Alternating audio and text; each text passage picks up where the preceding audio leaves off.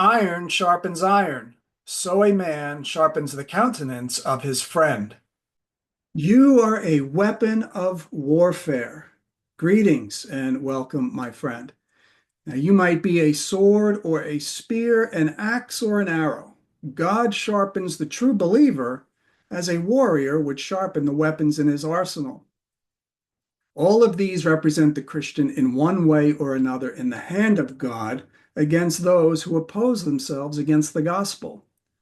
Prophets and witnesses alike proclaim his word that he uses to overcome and slay his enemies during times and seasons of judgment.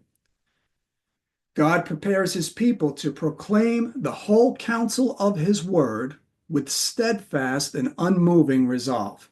Despite all attempts to silence or intimidate the believer from speaking the truth, they will not back down. God wields the believer as a sharpened sword and gives them iron boldness. Now, before we get started, it's important to note that the book of Proverbs are parables. In the introduction to this book, we read these words: A wise man will hear and will increase learning, and a man of understanding shall attain unto wise counsels.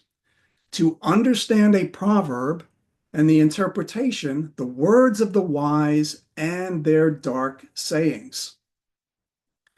Now, this word proverb is the Hebrew word pronounced mashal, and it is the same word that we translate parable. It is a means for hiding the truth. Dark sayings mean that the truth is hidden, it's concealed from the natural man. Now, they might hear the words being read from the book, but only a wise man will hear and increase learning because they have been given the spiritual ears to hear. Many overlook this and only see principles for godly living in the church and in the world. Now, if there is any practical truth to be found in Proverbs 27, verse 17, it is that every true believer must be firmly rooted in the Bible to withstand intimidation and to faithfully declare all that God has said in his word, despite how it is received by the world.